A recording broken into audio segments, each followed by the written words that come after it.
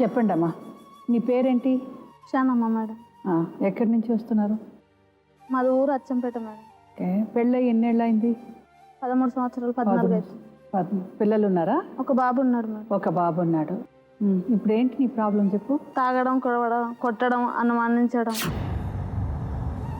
పెళ్ళికి ముందే తాగుతున్నాడా? మా పెళ్ళి అయినప్పటి నుంచి ఇవే మేడం. పెళ్ళి అయిన నుంచి ఇప్పుడు 2 పిల్లలు. అయితే బాబు ఆయన వలన ఇంకొక పిల్లలు ఎక్కడ?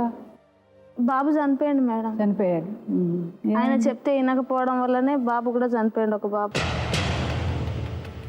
బాబు చనిపోయాడు. ఇప్పుడు ఒక బాబే ఉన్నాడు నాకు. ఎన్నేళ్ళు ఆ బాబుకి? 7 సంవత్సరాలు. 7 సంవత్సరం అవుతుంది. ఏం పని చేస్తాడు? మేస్త్రి పని చేస్తాడు. నువ్వు పని చేస్తున్నావా? నేను పనికి వెళ్తా. ఎక్కడ? ఆయనతోనే వెళ్తా పని. ఆయనతోనే వెళ్తావు? ఇద్దరు కలిసి చేస్తున్నారు? కలిసి చేసినా ఆ డబ్బులు ఇంటికి చేయడు, అక్కడనే తీసుకుపోతాడు, అక్కడనే తాగుతాడు. మళ్ళీ ఏమన్నా అంటే కొడతాడు. ఇంకా తాగొచ్చు. పిల్లగాడిని బెదిరిస్తాడు. పిల్లగాడు భయపడి అసలు పిల్లగాడు ఆయనతోనికే పోడు.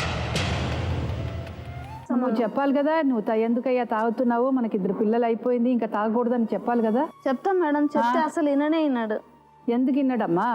నువ్వు కరెక్ట్గా ఉండు, నువ్వు తాగొద్దు, మన జీవితం గడపాలి, ఇలాగ చేస్తూ ఉంటే ఎలాగని నువ్వు మాట్లాడితేనే కదా ఆయన చెప్తాడు. నేను మాట్లాడుతున్నా మేడం. నేను మాట్లాడి తాగొద్దని ఎంత చెప్పినా అసలు వినడు. సరే, నీకు సొంత వాళ్ళు ఎవరు లేరా? ఉంది, పిన్ని వాళ్ళు ఉన్నారు. పిన్ని వాళ్ళ దగ్గర చెప్పాలి కదా, ఇలాగ తాగుతూ వస్తున్నాడు. చెప్పారు మేడం, చెప్పి భయం కూడా చెప్పినా గానీ ఎవరు మాట వినాడు. అందరినీ కొడతాడు తాగుతాడు. తాగు వచ్చిన తర్వాత కొడతాడు. తాగలేదంటే బాగా చూసుకుంటాడా నిన్ను? ఇంకా తాగనప్పుడు బాగా ఏం చూసుకుంటాడు మేడం. ఇంకా చూసుకోడు. నీకు ప్రాబ్లమే. ఇప్పుడు ఆయన తాగుతున్నాడు, ఇప్పుడు తాగుడు మానేసాడంటే నువ్వు ఆయనతో కలిసి ఉంటావు, బాగుంటుంది కదా. తాగడం ఇంకా అసలు మనిషిని పొందనేయడం మేడం. మంచిగా ఉన్నా కష్టమే, నెత్తి కట్టుకున్నా కష్టమే, జర మంచి తయారైనా కష్టమే, అన్నీ ఇంకా. నువ్వు తాగొద్దు, మనకి 2 పిల్లలు ఉన్నారు, ఒక కొడుకు నీ వల్లే చచ్చిపోయాడు, మరి ఈ ఒక్క కొడుకును కూడా మనం బాగా చూసుకోవాలి. ఇప్పుడు నువ్వు తాగుతూ ఉంటే మళ్ళీ ఆ కొడుకు పెద్దదయ్యి అదే నీలాగే నేర్చుకుంటాడు, నువ్వు చెయ్యొద్దని చెప్పవా? చెప్తాం మేడం. చెప్పినా అసలు వినిపించుకుంటే కదా. తాగొద్దని చెప్తే వినిపించుకుంటే బాగానే ఉంటుంది. వినిపించుకోండి. ఇంకా డబ్బులు కావాలంటే మా అమ్మోళ్ళ ఇంటికి వెళ్ళి డబ్బులు తీసుకొచ్చేది నేనే, అప్పులు. ఇప్పుడు ఇంతకు ముందు మేస్త్రికి గుంపు కట్టాలంటే 2 లక్షలు తెచ్చిన మేడం. సరే, మీ అమ్మ వచ్చి 2 లక్షలు ఇచ్చి బాబాయ్ వాళ్ళు ఇచ్చారు. మీ బాబాయ్ దగ్గర చెప్పి ఇలాగ ఆయన మంచి ఆయనే, మళ్ళీ తాగి వచ్చేయి మా ఇంట్లో కొడుతున్నాడు, ఆయన తాగొద్దు అని, మీరు తాగొద్దు అని నువ్వు చెప్పాలి కదా. బాబాయ్ దగ్గర చెప్పమని చెప్పొచ్చు కదా. చెప్పారు, భయం కూడా పెట్టిరు మీరు. ఒకసారి కొట్టిరు కూడా. అయినా ఆయన దారికి వస్తలేదు. దారికి రాకపోవడం, ఇంట్లో పొందనీయకపోవడంతో ఇట్లా చేయడం వల్ల నేను ఇంకా ఎన్ని రోజులైనా ఈయన మారడని నా పిల్లగాని పెట్టుకొని కూలి చేసుకొని బతుకుతున్నా మేడం. ఊర్లో ఉన్నావా, ఇక్కడ ఉన్నావా? ఇప్పుడు ఇక్కడనే ఉండ మేడం. ఇక్కడ ఉన్నావు. నువ్వు అదే కూలి పని చేస్తున్నావు. నీ పిల్లాడు ఎవరు చూసుకుంటారు? పిల్లాన్ని స్కూల్కి వేసిన మేడం. తాగడం మాత్రం ఆయనకి ప్రాబ్లం, వేరే ఏదైనా ఉందా? ఇంకా వేరే అంటే ఇంతకు ముందు నేను పిల్లగాడు చిన్నోడు, పెద్ద పిల్లగాడు పుట్టినప్పుడు ఒక ఆమెను తీసుకొని పోయాడు మేడం. 2 సంవత్సరాల బట్టి తీసుకొచ్చుకున్నావు, కేసు పెడితే నువ్వు ఎట్లా కొడతావో చూస్తా, అది ఏదని మాట్లాడతావు, కొట్టకుంటే ఏం చేసి కొడతా. నువ్వు ఫోన్ లిఫ్ట్ చేసినప్పుడు ఆమె అన్నది కదా, మరి పెళ్లి కాలేదు ఆయనకు, పెళ్లి ఎవరు మాట్లాడుతున్నారని అన్న. నిన్ను నా అయ్య బతిలాడిందా? నా బిడ్డను చేసుకో, నా బిడ్డకు మొగడు దొరకరని బతిలాడిందా మా అయ్య నిన్ను? బాబా అమ్మతో మాట్లాడుకోలేదా? 2 రోజులు ఎందుకు ఉపాసంలో మీరు? నాకంటే నేను ఉపాసం కాదు నన్ను చంపినాక మేడం, మా బాబాయ్ బిడ్డకు ఈ అమ్మాయిని మాట్లాడి చెప్పమ్మా.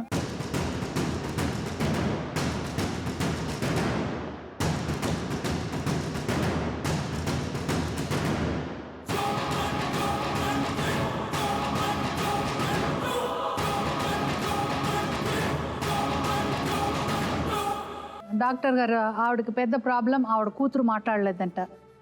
తన కూతురు మాట్లాడలేదు, తన కూతురు పెళ్ళికి ఈయన పిలవలేదంట. అది చాలా పెద్ద ప్రాబ్లం అయిపోయింది, బాధపడుతుంది తన. నాకు సొంత కూతురు పెళ్ళి కూడా నేను వెళ్ళలేదు, ఇప్పుడు కడుపుతో ఉంది, అది కూడా నేను చూడలేదు, నాకు చాలా బాధగా ఉంది. దానికి ఫస్ట్ రెమెడీ చెప్పండి, తర్వాత మీరు ఏంటి అంటే. బహుశా కూతురు గురించి మనం అడిగే ముందు కూతురు మనల్ని అడుగుతుందా లేదా అన్నది కూడా ఒకసారి ఆలోచించుకోవాలి మనం.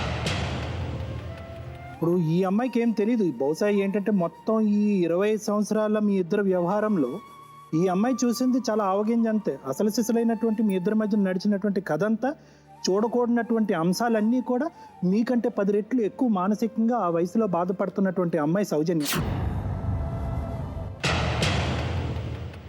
అంటే ఏంటంటే ఇప్పటికైనా 20 సంవత్సరాల పాటు కొట్టేసుకున్నారు, ఓకే, నో ప్రాబ్లం. ఇప్పుడు ఈ అమ్మాయికి పెళ్లి కావాలి. ఇవన్నీ కూడా ఇంటి గుట్టు ఇంట్లో ఉన్నంత వరకు పర్వాలేదమ్మా. ఎప్పుడైతే కనుక అవతల వాళ్ళ ఇంటికి వెళ్తాదో, ఎప్పుడైతే ఆడపిల్లల అత్తారింటి వరకు వెళ్తాదో, అప్పుడు మీరు ఆ తల్లిదండ్రుల యొక్క పాత్రను కూడా పూర్తిగా కోల్పోయినట్టు అవుతుంది. భార్యాభర్తలుగా మీరు ఎప్పుడు లేరు. ఇందాక ఆ పెద్దమ్మ ఒక మాట అంది మేడం. ఏమందంటే కనుక, ఏంటి శిక్ష మేడం, నాకేంటి శిక్ష అంది. నువ్వు నీ శిక్ష గురించి ప్రశ్నిస్తున్నావమ్మా, కానీ నీకు తెలియకుండానే 25 సంవత్సరాల శిక్ష వీళ్ళిద్దరికి వేసేసావు. నువ్వు మొదట్లోనే వేసావు పెళ్ళప్పుడు. మేనరకం అవుతుంది అనేటటువంటి ఒకే అంశంతో వెనక ముందు చూడకుండా వీళ్ళిద్దరికీ కట్టబెట్టారు. వయసులో వీళ్ళిద్దరికి వారం రోజులు తేడా. ఇన్ఫ్యాక్ట్ ఏంటంటే రాధ కుమారస్వామి కంటే వారం రోజులు పెద్దది. అయితే ఏంటంటే దీని అంతటికీ కూడా ప్రధానమైనటువంటి కారణం ఒకటే, ఇష్టం లేని పెళ్ళి తెలిసి తెలియని వయసులో చేయటం. ఈ రెండు కూడా కారణాలు. ఈరోజు నా కూతురు నాకు తన పెళ్ళికి పిలవలేదు అనేటటువంటి అంశాన్ని మాత్రం నేను తీవ్రంగా ఖండిస్తున్నానమ్మా. ఆ అమ్మాయి మిమ్మల్ని పిలవాలన్నా, వాళ్ళ తండ్రి వచ్చి మిమ్మల్ని పిలవాలన్నా అడ్రస్లు తెలియకపోవటం కాదు, మనసులు కలవలేదు. మీరు ఎప్పుడమ్మా మెయిన్గా ఇక్కడ వచ్చినటువంటి ప్రాబ్లం ఏంటంటే, పిల్లలకి తల్లి మీద, ముఖ్యంగా ఆడపిల్లలకి తల్లి మీద ప్రేమ కావాలి అంటే కనుక తల్లి యొక్క కన్సిస్టెన్సీ ఇంపార్టెంట్. అంటే ఏ కష్టం వచ్చినా ఏ నష్టం వచ్చినా కూడా నా తల్లి నా కళ్ళు ఎదురుగుంటుంది అమ్మ అని అందుబాటులో ఉండాలి. కానీ ఇక్కడ ఏంటి జరిగింది, మీ కష్టాలు, మీ నష్టాలు, మీ కొట్లాట్లు, మీ బాధుల్లే సరిపోయింది. మీ ఆత్మహత్య ధోరణులు, దీనికే టైం అంతా సరిపోయింది. ఆడపిల్లలు ఎలా ఎదుగుతున్నారు అన్నది కూడా. ఇప్పుడు కూడా నేనేమంటున్నానంటే, ఈ అమ్మాయిని కూడా మీరు కరెక్ట్గా పెంచలేకపోయారు. నేను ఇప్పటికీ కూడా చెప్తున్నాను. ఆ అమ్మాయి చదువు కూడా అంతంత మాత్రం చదివే. ఆ అమ్మాయి కూడా ఇప్పుడు 9th స్టాండర్డ్తో ఆపేసింది. ఆ అమ్మాయికి కూడా భవిష్యత్తు ఏమేం లేదు. ఎందుకు? ఆ అమ్మాయి హిస్టరీ, జాగ్రఫీ, సైన్స్ చెప్పమంటే చెప్పదు. మీ ఇద్దరికి భాగవతం చెప్పమంటే తరతరాలుగా చెప్తా ఉంటాం. అంటే ఏంటంటే పిల్లల యొక్క మైండ్లో మనకు తెలియకుండానే ఇలాంటివన్నీ కూడా నింపేస్తున్నాం. ఇక్కడ ఎంత కాదనుకున్నా కూడా అమ్మ, ఇతను చేసినటువంటి పనిని నేను సమర్థించట్లేదు. చెప్పా పెట్టకుండా ఎవరికి తెలియకుండానే రెండో పెళ్లి చేసుకుని 2 ఆడపిల్లలను వదిలేసి పెళ్లి చేసుకున్నాడు అనేటటువంటి దాన్ని నేను ఖండిస్తున్నాను. కానీ ఈ పరిస్థితి రావటానికి చాలా వరకు నీ సైకాలజీయే కారణం. నీ సైకాలజీలో తప్పు ఉంది. 9.5 సంవత్సరాలు అవుతుంది. నరకం నరకం నరకం నరకం. ఏమో కూడా రాకూడదు. ఒకరితో మాట్లాడినవాడు, నలుగురితో మాట్లాడితే వాళ్ళతో తనం కడతాడు మేడం. ఆయన అంత సాడిస్ట్ మేడం. మా ఇంటికాడ చిన్న గుడి ఉంది మేడం, ముత్తలమ్మ గుడి అని ఉంది. ఆ గుడి కాడ నీకు ఎంతమంది మూళ్ళు ఇక్కడ ఉన్నారో ప్రమాణకం చేయించుకున్నాడు మేడం. ఆయన బైపాస్ రోడ్లో మీరు బ్రోదర్ కంపెనీ పెట్టుకున్నారు. మీరు ఇక్కడున్న వాళ్ళందరూ మీరు నా పిల్లని ఎలా కన్నారు మేడం? నేను నా అంతా నువ్వు ఎలా కాపురం చేసావు మేడం? నాకు తల్లి లేదు మేడం. నా తల్లి కూడా ఆయన వల్ల చనిపోయింది మేడం. మేడం